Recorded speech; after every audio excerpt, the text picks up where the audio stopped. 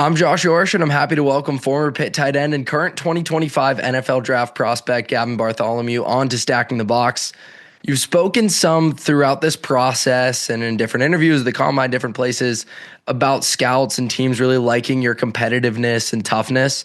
Where do you think that comes from for you? Were you always a competitor? Like, do you come from a family of athletes? How do you think that was sparked, and how has it kind of been grown and fostered? Yeah, I think it's just something that, just growing up, my dad just always, drilled into me, being a competitor and, never accept losing. And then I think the culture that we have here at Pitt really just helped me elevate that, and really spark my abilities on the field to, my best potential. Yeah, definitely. And you're in the news recently for some pre-draft visits and different things. You had one with the Steelers, but obviously that's not unfamiliar territory. I want to jump into that. How do you feel the NFL influence on the Pitt program and that proximity allows you to be better prepared for this transition to the NFL, wherever you ultimately end up? Yeah, no, I mean, I think just being right there next to the Steelers, seeing how they go about their business for the past 4 years, as a guy coming into college, I think it just lets you get aware of what's ahead and kind of just hmm get your mind ready for what's going to be at the next level. And I think that we're a very pro oriented program here at Pitt, and it just allows us to have an easy transition into the next level. And I mean, I've seen it with a ton of guys that I've got to play with. So yeah, no, it's great. Was that always something that drew you to the Pitt program? Like, were you always thinking NFL? Yeah, no, I mean, ever since I was a kid, it's been a dream of mine to, play at the next level. But, I mean, it definitely did help having them right there, just getting that exposure and, being like a pro. So, yeah. Have you been able, are there any specific former Pitt guys that are now in the league or anyone that you've kind of leaned on as you've been navigating this draft process? Yeah, one that I've been really talking with is Lucas Krull. He's with the Broncos now, but I had the pleasure to play with him my freshman year when he was a senior. So, he took me in under his wing when I got there, and now as I'm going through this process, he's been my right hand man, I guess you could say. He's been through it, he's seen it all. So, just hearing his words of wisdom, for me moving up to the next level, it's really been helpful. What are those conversations like with somebody that you spent so much time with and in a locker room setting, now being like, I need to pick your brain, I need to know what to expect? What are those conversations like? I mean, it's great. I mean, a lot of it was going into like the Senior Bowl. He was at the Shrine Bowl, so I was just asking him like, "Hey, man, like, what should I expect? What are practices like? How are these interviews?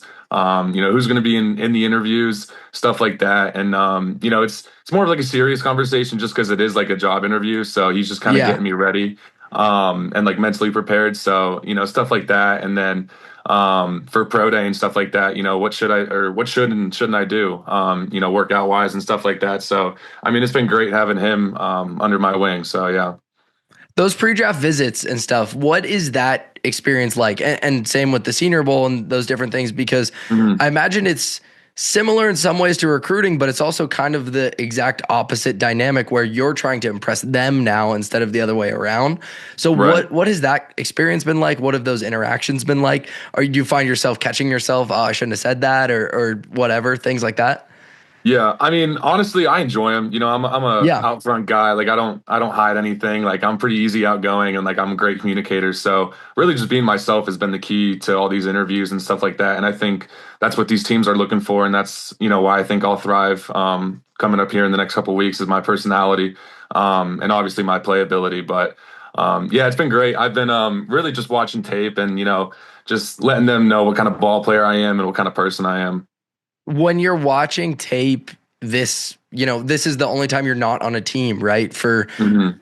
hopefully for a long time through your long NFL career. What are you watching? Just players that you idolize, different teams and schemes that you might want to be a fit in. What are you watching? Kind of like players that I try and play after, that and like the schemes that I fit well with. There's so many great offenses out there, and I'm just trying to see where I belong and see where I can go into a place and play right away because that's ultimately the goal that I'm setting. So.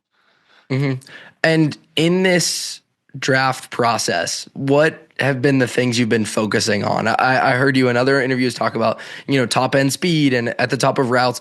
Are Mhm. there, those physical things, but also are there mental parts of your game that you've been trying to focus on as well? Yeah, I mean, I think there's always the mental side's the big part. Hmm. You're always fighting different battles that you're going through, and I think if you can stay strong mentally, I think, on the field, I mean, me and myself and a bunch of other guys have been doing this since we were little, so it's kind of like riding a bike, but really just fighting those mental games. But I mean, right now I'm trying to get back into football shape. I think that's the biggest thing right now, and I've heard from a ton of different coaches. I'm always asking for advice, and everyone's always told me, get back in football shape because these past couple months I've been training like a track athlete, basically running a Hmm. 40, doing all these shuttles. So, just getting back into football shape is my biggest priority right now. Yeah, and going back to like your early days at Pitt, right? You thrived as a freshman with Kenny Pickett and probably one of the most Mhm. fun Pitt teams in years. How are you able to adjust to that new level of football so quickly? And what lessons did you learn through that experience that you're going to carry into this transition, which is, arguably an even bigger jump? Yeah, I mean, I just feel like me personally, like I'm such a coachable guy. I'm Hmm. always trying to look for advice to, thrive on the field and get on the field. And that was one of my biggest challenges coming in as a freshman was how do I get on the field? And I think at any level, it's just how coachable you are. So the quicker you can adapt to whatever the coach's needs are, I think you're gonna thrive at any level of any game. So, yeah, I'd say that. When did you learn that lesson about coachability? Is that something you mentioned your dad earlier? Like, is that something Yeah. that he instilled in you as well? Yeah, he kind of, you know, brought that into my life early on, but, especially in high school, knowing that I was going to play college ball, just expectations that the coaches have at the next level. So, it really kind of made the transition easy. So, I'm just going to have that same mentality going into this next level and, just amp it up 10 times more. So you've done a lot of work in the community and you were named to the 2023 AFCA Good Works team. Can you speak to that work and like why it's been important to you? Obviously, I mean, if you couldn't tell, I'm in the Pittsburgh community as well. Yeah. So just kind of speak to that aspect of things for you. Yeah, I mean it's great. Ever since I got here as a freshman, community service has been a big part of myself and Pitt football as the organization. So, and I think they do a great job of helping us and allowing us to get out in the community. They have so many opportunities and people that work with us to help us get out there, and it's been great. I mean, they give us all the support and love that we can ask for. So, I mean, the least we can do is give back a little bit. What are some of those initiatives and different community service events or activities that you've been a part of? Yeah, usually every year I do a blood drive, and then I'll do like a food drive, and then also doing work at the children's home and the children's hospital. That's awesome. Yeah, Yeah. fantastic stuff. And it's clear that you've, ingrained yourself in the community in Pittsburgh and you've been a Pitt legend for a few years now with, being a part of that team and continuing throughout your career. So really excited to kind of see where you end up in the NFL. And one last question kind of about that, in the NFL and the tight end position. It's been undergoing this kind of continuous evolution over the past years, right? Like players like Brock Bowers are thriving quicker than we ever really expected for tight ends. Mhm. And players taking on bigger and different roles in offenses, Tyler Warren at Penn State taking snaps at quarterback, stuff like that. You played some high school QB and obviously showed your impressive athletic profile at the combine. What other layers do you feel are still untapped to your game? Um, it's a good question. I feel like there's a lot that's untapped. I mean, obviously I didn't have the best stats or best records at Pitt, but I feel like when I do get the ball in my hands, I'm a playmaker, and I Hmm. just think that whatever team gets me is that's what they're going to get, and any way I can get the ball, I'm going to make the most out of it. So, yeah, I guess that's yet to come. I guess we'll find out. Yeah, exactly. Well, we're excited to find out and good luck with everything throughout this draft process. Thanks for giving us the time. Yeah, absolutely. Thank you.